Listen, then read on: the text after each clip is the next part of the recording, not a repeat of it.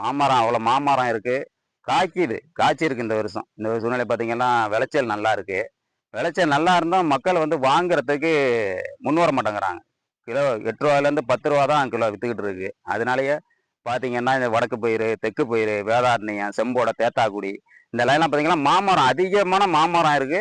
இந்த வருஷம் அதிகமான விளைச்சலா இருக்கு. போன வருடம் பார்த்தீங்கன்னா, ரூ. 40லேருந்து ரூ. 60 வரைக்கும் மாங்காய் விலை போன மாங்காய்.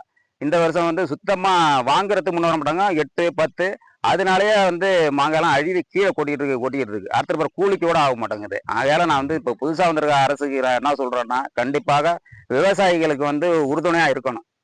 உறுதுணையா இருந்து இது வந்து மாம்பழ தொழிற்சாலை அரசு தரப்புலயே அரசு கவர்மெண்ட் இடங்கள் நெறையா இருக்கு. அந்த இடத்துலயே எடுத்து அத வந்து தொழிற்சாலை ஒண்ணு, அத வந்து நாங்க வந்து மதிப்பு கூட்டி விக்கிற மாரி கூட அத ஏற்படுத்தி குடுத்தா எனக்கு நல்லாருக்கும். அப்படி இல்லையா, அரசே இத வந்து ஆ கொள்முதல் பண்ணி இந்த மாங்காய, அவங்க வேற எதாச்சும் மதிப்பு கூட்டியோ இல்ல ஏதோ ஒரு வகையில அவங்க வந்து செயல்படுத்திக்கலாம்.